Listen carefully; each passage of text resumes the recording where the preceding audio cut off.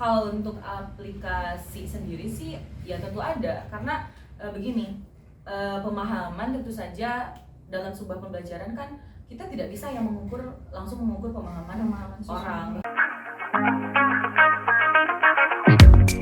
Have a strangest feeling, don't know what to believe in. Assalamualaikum warahmatullahi wabarakatuh. Waalaikumsalam warahmatullahi wabarakatuh. Selamat sore rekan sejawat. Pada hari ini kami sudah kedatangan tamu. Yang pertama ada Teh Desti dari Sukabumi. Halo. Ada Kang Willy dari Bogor. Halo. Ada Kang Ihwan dari Cibinong. Halo. Dan ada Teh Nurul dari Bandung. Hai. Sehat Kang Teteh? Alhamdulillah.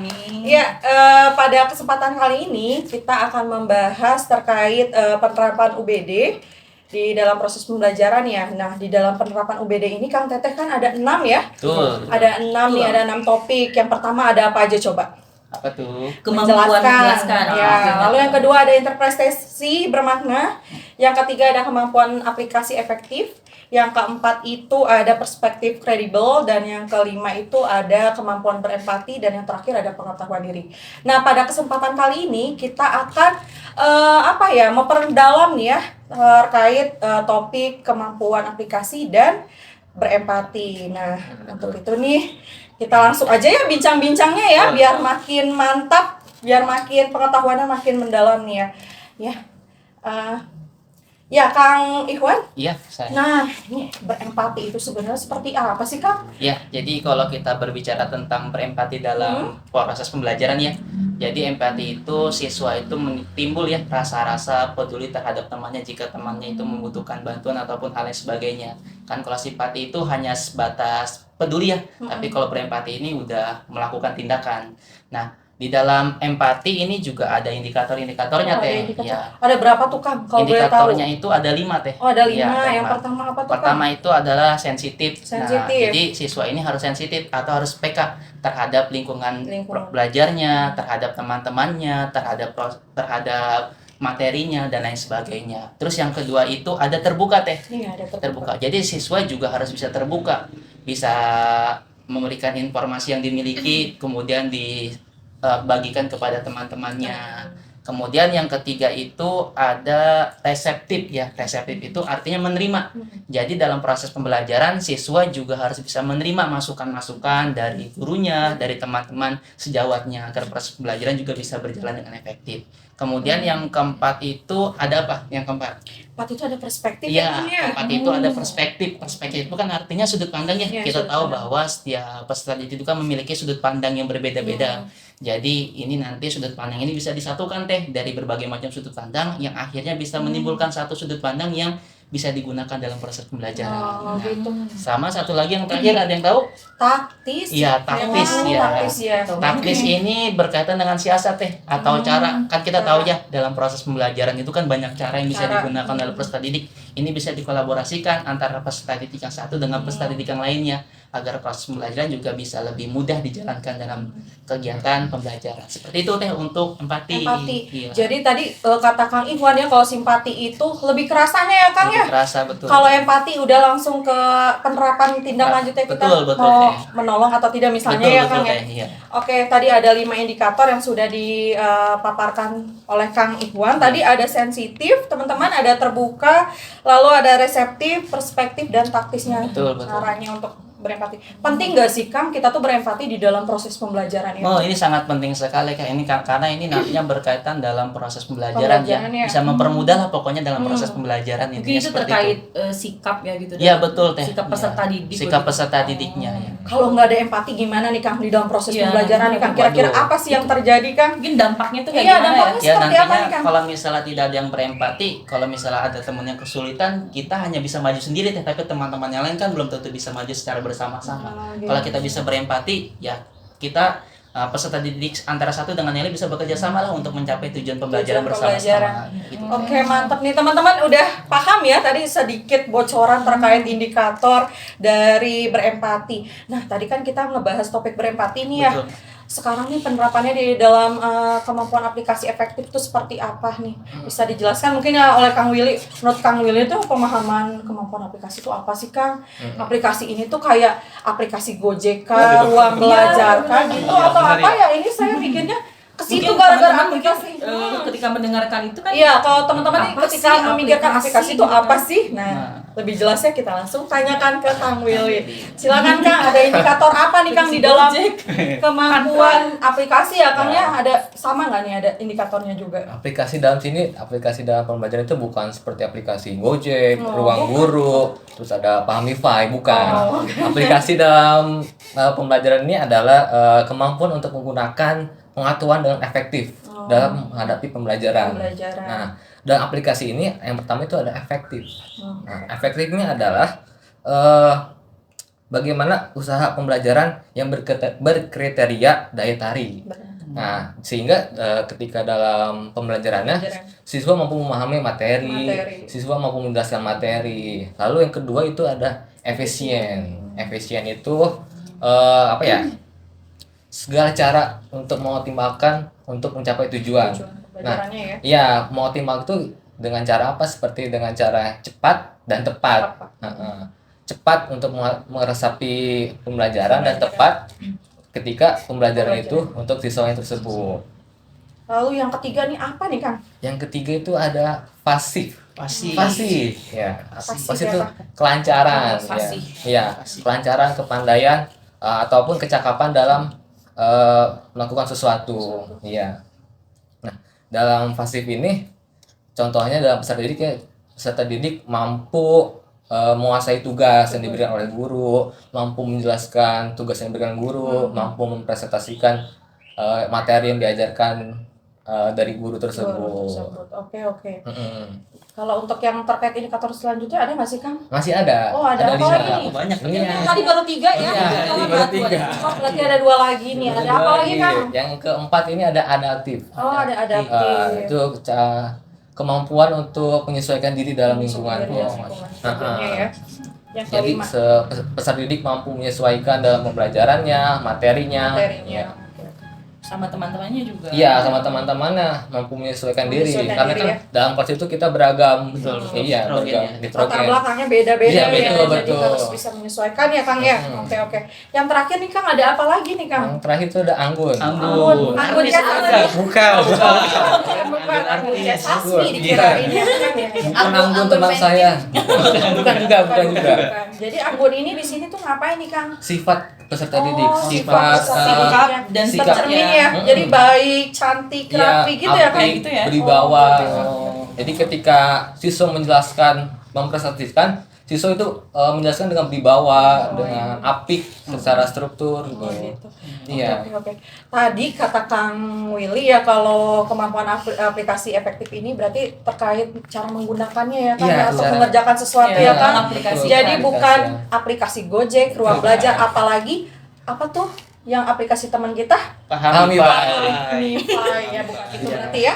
Iya. Nah, selanjutnya nih Kang, ini tadi kan udah dibahas ya terkait 2 topik ini ya dan implementasinya seperti apa. Sebenarnya ada nggak sih rubrik penilaian untuk menilai aspek-aspek dari berempati, dari kemampuan aplikasi efektif ini? Mengukur pemahaman Iya, gitu pemahaman ya. siswa itu ada nggak sih Teh Desti?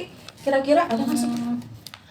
Kalau untuk aplikasi sendiri sih ya tentu ada karena begini pemahaman tentu saja dalam sebuah pembelajaran kan kita tidak bisa yang langsung mengukur pemahaman Pemahaman siswa. orang bahkan mungkin Kang Iwan, Kang Willy tidak bisa pemahamannya sampai mana sih Betul, kalau betul. tidak ada pengukurannya Pengukurannya. gitu. Tapi pengukuran sini bukan pakai penggaris, Wah. bukan pakai meteran, nggak bisa itu nggak bisa. Atau pakai alat dimasukin gitu ke kepalanya, nggak bisa. Pengen tahu nih empatinya atau aplikasinya dia gimana nggak bisa. Nah oleh karena itu sebagai seorang pendidik tentunya untuk mengetes pemahaman peserta didik terhadap tadi kemampuan-kemampuan itu dihadirkanlah sebuah rubrik. Nah rubriknya itu contoh misal langsung aja ke contoh boleh? Boleh Boleh. di dalam penerapan implementasi Contoh nih pembelajaran saya seperti apa? jelaskan nih tentang kalau kita mau menilai keefektifan gimana sih tentang efektif ini. Tadi kan efektif ini bagaimana peserta didik mampu mencapai tujuan pembelajaran begitu kan, dan apa yang dilakukannya untuk mencapai tujuan itu tidak sia-sia begitu. Nah, dalam rubrik kan kita suka mengenal tentang skor begitu ya. Yes. Betul. Nah, skor misal 1 sampai 4 nih skornya. Skalanya ya. Skalanya ya. Skalanya. Misal 4 itu sangat baik, kemudian 3 itu baik, 2 itu Cukup kurang. baik Iya biasanya. cukup. Kemudian 1 itu kurang. Nah, tetapi kan kita tidak bisa mengatakan ketika dia misal 4, dia skornya 4. Peserta didik mampu mengaplikasikan materi dengan nilai muatan efektivitas sangat baik. Apakah itu cukup? Tidak. Ukurannya seperti apa? Ya gak? Betul. Nah, maka dari itu dalam rubrik harus dicantumkan sebuah kriteria. Dia mencapai skor 4 itu karena apa sih? Misal. Nah, kalau saya tuh misal poin A, ada 4 poin misal. Poin A itu dia peserta didik mampu mengetahui materi pembelajaran dan contoh teks yang diberikan. Misal kalau pembelajarannya melalui teks nih. Kenapa dimulai dari mengetahui sih? Berarti ketika dia diberikan pengertian, definisi, dia sudah tahu berarti materinya ini. Kemudian poin B, peserta didik mampu memahami materi pembelajaran dan contoh teks yang diberikan. Nah, selanjutnya memahami kan, selain dia mengetahui, kemudian dia memahami lebih dalam. Memahami nih. Kemudian ada poin selanjutnya, peserta didik mampu menelaah bagian-bagian dari teks yang diberikan dalam kegiatan pembelajaran. Kemudian setelah dia mengetahui, memahami, ternyata dalam teks ini ada ini. Sehingga nanti mungkin dia ketika mengaplikasikan, mempresentasikan, dia tahu harus mempresentasikan apa.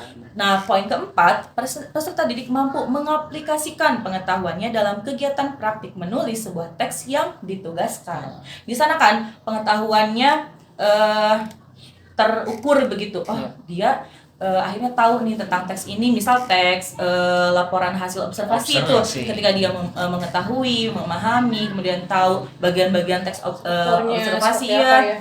Terus dia mampu mengaplikasikannya dalam sebuah tugas. Nah, di sanalah kriteria-kriteria tersebut penting untuk penilaian skala tadi 4 sampai 1 itu. Dikatakan baik, sangat baik itu dia dapat memenuhi semua kriteria. Nah, jadi rubrik itu nggak bisa langsung turun gitu ya? Iya, langsung. Dia ketika dia dapat mengaplikasikan dia sangat baik nih. Tapi kan maksudnya apa gitu kan. Nah, kriterianya gimana? Nah, kayak gitu. Kalau misal dia nilainya 3 hanya sampai dia tahu saja bagian-bagian teksnya tersebut. Nah, 2 dan 1, misal 2 dia hanya tahu mengetahui dan memahami saja. Kesulitan dia nanti untuk mengaplikasikannya. Kemudian 1 dia hanya mengetahui saja begitu. Nah, berarti kurang gitu. Nah, itu untuk contoh apa sih? Tadi aplikasi di bagian efektif tuh, sejauh mana sih efektivitas dia dalam belajar. Nah, seperti itu. Nah, kalau untuk rubrik penilaian untuk aplikasi mungkin teman-teman bisa nih dilihat di sini ya. Di mana tuh? di sini. Di sini. Oke. Terima kasih tadi ya pemaparan dari juga Kak untuk Ikhwan, ya. untuk yang efisien, sampai fasih, anggun, adaptif tadi harus menghadirkan kriteria juga seperti itu. Pastinya. Untuk menilai tadi ya, kemampuan aplikasi tadi. Ya, tadi terima kasih pemaparan dari Kang Ikhwan, Kang Willy, dan Teh Desti. Semoga teman-teman di rumah ya tercerahkan dengan pemaparan ketiga pembicara kita yang hebat-hebat ini. Nah, selanjutnya nih, tadi kan rubrik penilaian udah nih Teh yang dari aplikasi dari Teh Desti. Sebenarnya kalau dari empati sendiri gimana nih Teh untuk menilainya nih? Iya. Jadi kalau dari kemampuan berempati itu selebihnya sama ya. Rubrik penilaian itu sama, konsepnya itu ada aspek yang dinilai, ada penskoran 4, 3, 2, 1, ada kriteria baik, sangat baik, cukup dan kurang gitu ya. Nah, kita bisa menilai semua itu harus berdasarkan data ya kan. Nah, misalkan kalau dalam empati itu ada indikator yang atau mungkin aspek yang harus dinilai gitu. Nah, aspek yang dinilai misalkan tadi oleh Kang Ikhwan kan disebutkan yang pertama itu sensitif, yang dimana siswa itu harus PK kan, harus PK terhadap lingkungan. Nah, bagaimana sih siswa tersebut itu PK itu seperti apa sih dalam pembelajaran gitu ya? Tidak bisa kelihatan kan ya? Iya, tidak bisa terlihat begitu saja ya kan? Ya, ada poin-poin misalkan ya, siswa itu peduli dengan temannya, yang pertama ya. Yang kedua misalkan bisa bekerja sama dengan orang lain. Yang ketiga boleh membaca mengambil perspektif temannya gitulah. Jadi PK terhadap teman lah. Jadi kalau dalam pembelajaran itu kayak berkolaborasi kayak gitu ya. Nah, guru itu bisa menilai dari situ aspek sensitif itu gitu ya. Jadi guru itu harus menilai sesuai dengan data tersebut. Nah, misalkan siswa ini mendapatkan kriteria sangat baik, berarti dia memenuhi indikator atau mungkin aspek kriteria semua itu terpenuhi gitulah intinya ya, semua itu sudah terpenuhi. Nah, kalaupun tidak sempurna itu bisa dilanjutkan atau diberi penskoran misalkan kurang baik, cukup. Nah, kayak gitu ya. Jadi jadi sudah jelas sih dari kriteria yang diberikan sensitif misalkan ya. Dapat menilai ya. Dapat menilai gitu ya. Jadinya gitu kan. Jadi dia tidak individualis. Iya, gitu sih. benar. Iya, betul, Bagaimana sih betul, penjabaran betul. yang Iya, dia betul. dijabarkan gitu sih. Iya. Lewat kriteria tadi. Sensitif itu Iya. dijabarkan gitu Iya. dalam poin-poin kriteria Iya, tadi. betul. Nah, pilihan dari situ. Oh, iya. Ya, teman-teman tadi sudah jelas ya kalau berbicara terkait rubrik penilaian itu tidak bisa turun langsung gitu ya. Wah, benar deh. Tiba-tiba saya ngasih nilai empatinya Kang Ihwan, Sangat baku baik, aja deh. Aduh, nggak bisa tuh, Tidak Teh. bisa gitu ya, tidak bisa. Tidak bisa. Ternyata harus Harus berdasarkan objektif. teori dulu ya, Subjektif. harus ada teorinya, nanti dibuatlah kriterianya seperti apa. Iya. Seperti Betul, itu ya. betul. Ada lagi nggak nih yang mau ditanyakan nih? Wah, Teman-teman di rumah ada yang mau ditanyakan lagi? Wah, Nah, nanti nanti kayaknya Mungkin di sesi di kolom selanjutnya kayak komentar ya. deh nanti. Ya. Nanti Boleh teman-teman nanya. kalau Komen. masih bingung bisa Boleh komen nanti ya di video ini. Teman-teman akan Teteh terima kasih Ya, cukup deh. sudah memberikan ilmu yang luar biasa. Semoga menjadi ladang jariah pahala teman-teman ya. Amin. Amin. Sekian dari kami. Mohon maaf apabila ada kesalahan. Wabillahi taufiq wal hidayah. Wassalamualaikum warahmatullahi wabarakatuh. Dadah. Jargon dong. Apa Ente tuh? apa tuh tadi? Ya, sekian dari kami ngobrol. Santai. Tapi serius. Mantap. Dadah. Dari kelompok 3 akan mempresentasikan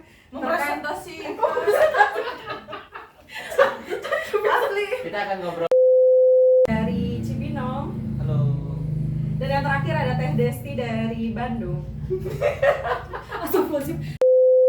Kalau ketika kemampuan siswa untuk memahami. Ini masih gak gue juga susah ngomong.